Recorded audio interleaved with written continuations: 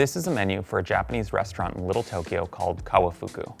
The menu isn't dated, but experts say it's likely from the late 1960s or early 70s. Here's what's interesting about this menu. Kawafuku holds claim to having the first sushi bar in LA, and one of the first in the US. You know, the kind with the counter and case displaying a selection of fresh, raw fish gleaming behind glass. I wanted to write a story about how this sushi bar came to be. I thought it'd be fun to see if I could find the location where Kawafuku once stood. As it turns out, the story of Kawafuku Sushi Bar fits into a larger narrative about the evolution of sushi in Los Angeles to become one of the most pervasive international foods in the country. There may not be a better neighborhood than Little Tokyo to experience the many forms of sushi available today. We can go to a small local sushi bar, a hand roll spot, a conveyor belt sushi bar, a grocery store, and even a place that offers vegan sushi rolls. But I'll need some help. This is Gil Asakawa. Gil has written books on the Japanese-American experience and Japanese cuisine in the US, as well as countless articles on these topics. Let's meet up with Gil and go for a walk.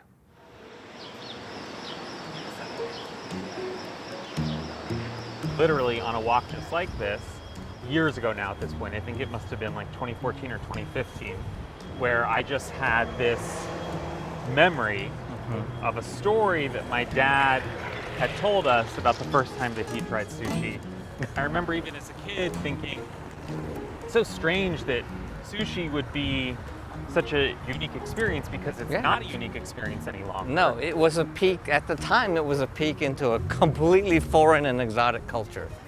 When I was a kid in grade school, I had white kids come up to me and go, you eat raw fish? Ew, that's gross. You eat sushi stuff.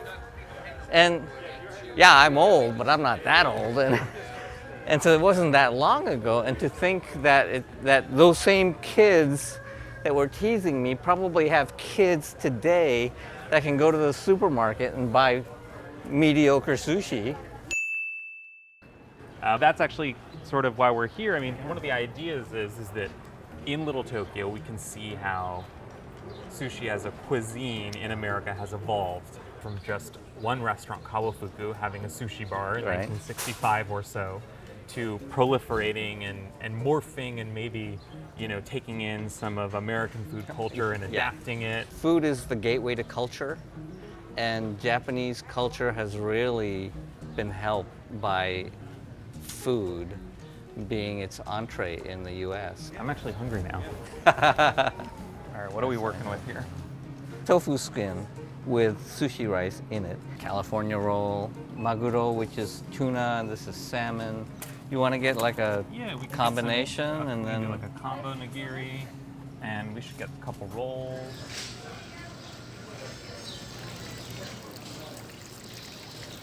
I have to assume that like it doesn't take a rocket scientist to know that like sushi is a pretty convenient food that you could adapt for a supermarket. Sushi has a long history in Japan as kind of like a fermented fish, where they actually would throw out the rice after it fermented with the fish for over a year. But then during the Edo era, the samurai era of Japan, it was sold from carts in front of castles by vendors for people just walking by.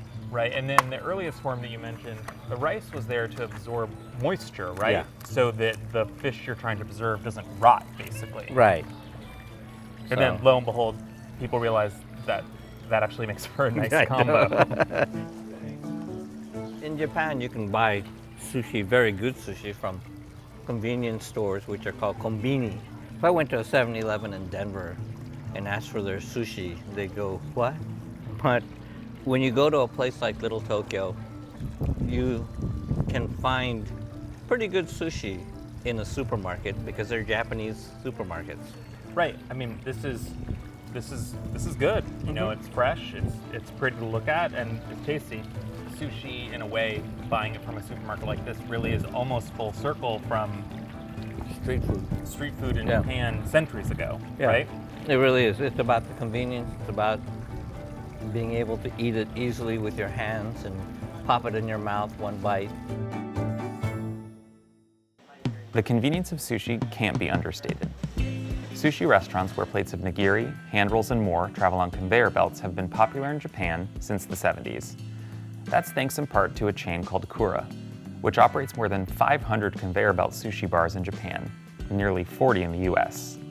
Thankfully, one of them is in Little Tokyo, where Kura's CEO, Hajime Uba, who also goes by Jimmy, sat down with us for an inexpensive lunch. Conveyor belt sushi, not everybody is familiar with it. And I want to try to understand, I think it's good for our listeners, our readers to get a sense of why conveyor belt? Is it because of choice? Obviously there's a lot of choice coming down the line, right?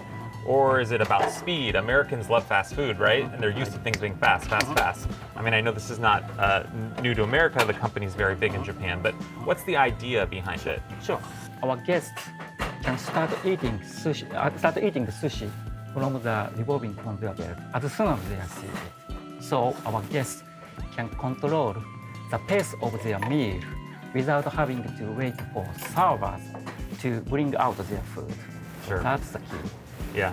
What do they call us? This is fast food nation, right? Yes. People are familiar with drive-thrus. People are Yes. familiar with I need food right now. I go into McDonald's or In-N-Out, Taco Bell, and I get it. Obviously, Japan has quick food culture. Like you go to a ramen bar, you need a very quick lunch, you can get it, or you come to conveyor belt sushi, you get a quick meal. Right. Do you think that the success of the conveyor belt style in America is because Americans have this fast food culture? Yes, but this is definitely one of the reasons. But the people come to our restaurant at first for the fun dining experience. But yes. Not because we're all trained on stuffing our faces with Burger King. Not because of that. I said it, you didn't say it. Sushi, of course, hasn't succeeded in the US just because it's convenient or affordable. Far from it. One of the ways it has become so popular is by playing to local tastes. When Americans think of sushi, one thing often comes to mind: the California roll. And even though we were looking for the site of Kawafuku, we also had to check out the place where the ultimate American sushi roll was invented. Or at least that's how one story goes. So this is 339 East, 329 East, 335. I bet you it's that building. 337. I'm just trying to figure out exactly which building it is. Because we want to know exactly which building it is, right? Tokyo Kaikan was one of the early restaurants to serve sushi, and it was a well-known restaurant in Little Tokyo. It came after Kawafuku. Some people told me it was the second place to serve sushi. That's what I've read as well. It's probably best known if you read a book about the history of sushi in America for a claim on inventing the California roll. And I say claim because there's at least one competing claim. Yes. Tell me what you know about the Tokyo Kaikan claim for the invention of the California roll. In 1966 or 67, after Tokyo Kaikan opened, that they had a sushi chef who responded to these complaints about sushi being scary by creating a roll that had, instead of raw fish, he used avocado. The story is that otoro, or fatty tuna from the tuna belly, was out of season, but that avocado had the same mouthfeel. It's funny, you have these myths about food that are never gonna ever really be settled.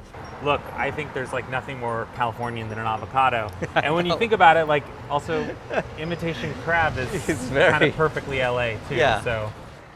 Moving closer to our final destination, we had another stop on our tour tracing the evolution of sushi, Rice and Nori, which specializes in hand rolls. Owners Regina Chen and Mika Nakata Schenefeld explain why this form of sushi makes for the perfect quick bite. Why hand rolls? Why? What's the idea behind it? I don't know. I've done sushi for a while. I've done sushi in French, but something we could start on our own because we're not a big company. So we're like, okay, I could do hand rolls. That's something I could do. It's casual, easy. And right now, onigiri, everybody's like interested in onigiri. It's becoming popular. So okay, let's just put a couple of that.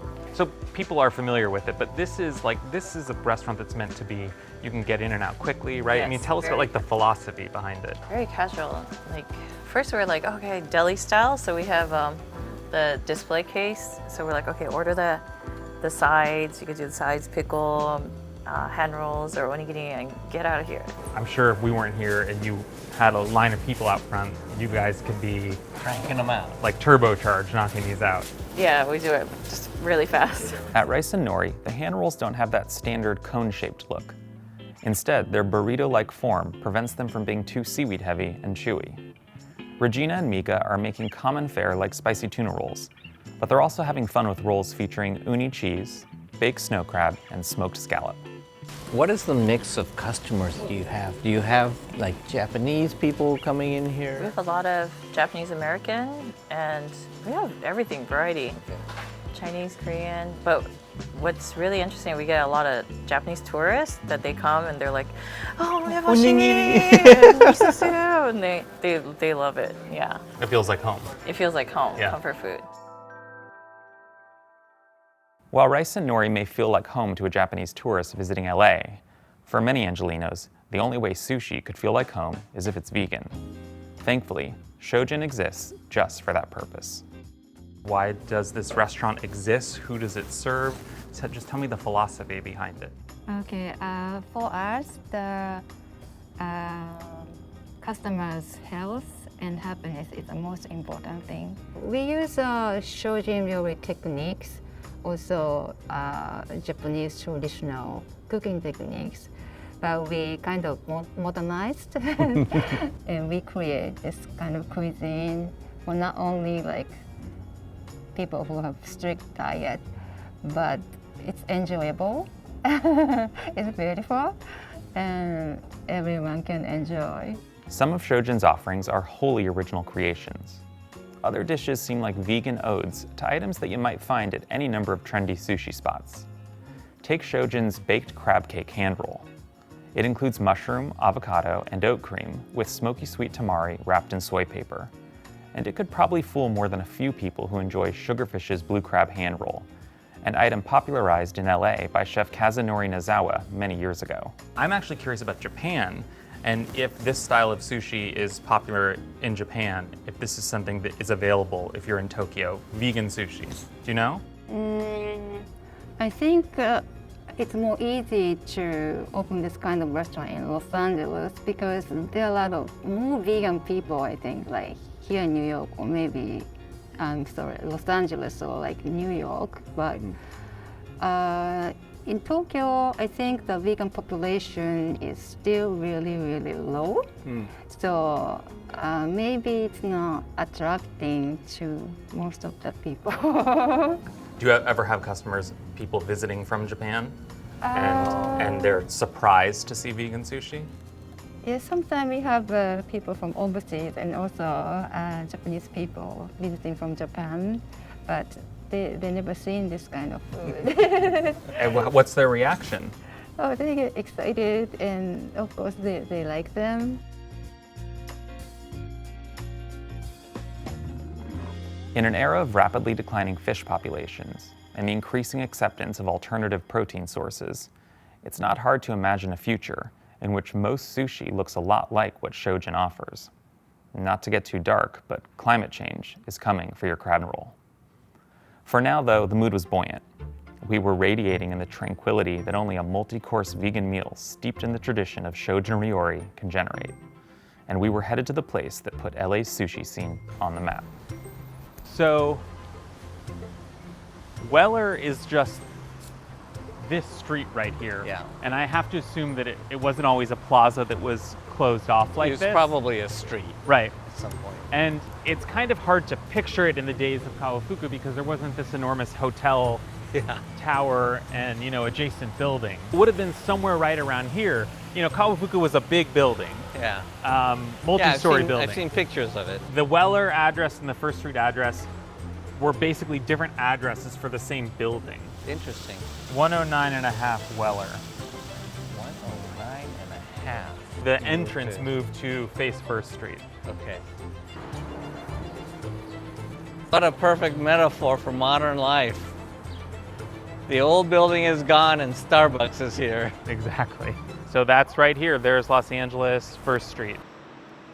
As you said, now there's a Starbucks and Justice urban tavern, whatever that Oh, is, in its place. Wow. Kawafuku is central to the story I'm telling. Remember, this is the restaurant where LA's first sushi bar opened. It was around 1965. Now to be clear, we're not saying sushi hadn't been served in the Southland prior to then. After all, Japanese immigrants and Japanese Americans ate sushi and sashimi at home, and even a handful of restaurants over the years had offered items such as a Nori sushi, which is a fried tofu pocket stuffed with rice. But prior to 1966, there weren't sushi bars, the type making nigiri, in LA. That's according to Noritoshi Kanai, one of the businessmen I'm writing about, along with Harry Wolf. And Kanai's innovation was building the food supply chain to support sushi's spread across LA. And the effort began with convincing the owner of Kawafuku to open a sushi bar inside his restaurant. Kawafuku had for decades been sort of the spot. It could accommodate hundreds of people. Some say, 500 or more for a wedding. You could have banquets there, you could have big events. When Kawafuku was willing to take a chance on sushi, it really kind of guaranteed sushi's success in Los Angeles. My guess is that at the time, most of the customers were people who had been in Japan, were stationed in Japan, or Japanese workers, salarymen who were sent to the U.S. In the mid-60s, a ton of Japanese companies started to come to the U.S. and Los Angeles was an ideal place to have headquarters. So my guess is that a lot of the customers here were Japanese or Japanese adjacent or familiar with the culture. It's too bad that there isn't any piece of it left. Maybe there could be some effort to put some sort of historical marker here. I think there's a lot of ethnic history that's worth preserving and educating people today about, considering how commonplace and mainstream sushi is today. There was an origin where it wasn't, and it was weird, and it was new, and it was exotic, and it was a risk, and this is the restaurant that tried it.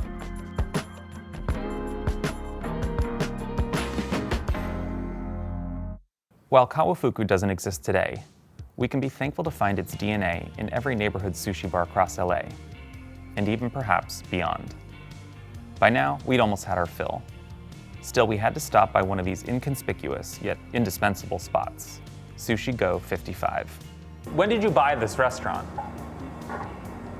2018. 2018, so 4 years ago. 4 years ago. But you began working here many years ago. Many years ago. When did you begin working here? This restaurant or This restaurant? This restaurant, totally 9 years already. 9 years. So that was 2013? 2013. Yeah. And as a sushi chef? Yes. Behind the counter? Behind the counter. The Sushi Go 55 is mean the 55 is mean that the Yankee, the baseball player, Matsui, his name is 55. So that one is mean the go, Sushi Go 55, yeah, like It's that. right behind you, there's a picture of him. Are you a baseball fan? I'm not really, but I'm the baseball fan. He is. Oh, Dodger fan? I'm a Dodger. Yeah, me too. Yeah. I mean, Matsui. I'm not really that interested in Hideki Matsui, I'll be honest. And when did you come here? When? Yeah, 1988. Dodgers won the World Series. Yeah. It's a good year. And what was your impression of Americans and sushi when you first came? Were you surprised by how interested people were in it? Or were Yeah. you horrified because they only wanted spicy tuna roll?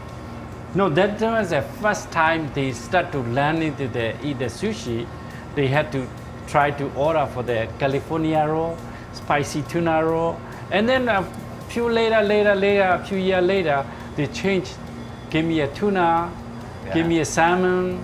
Yeah, this is it. After finishing, they changed a lot of fish. And in Japan, as part of your training, did they teach you how to make California roll? Because they said the No. Americans are going to want this? In Japan, no. No.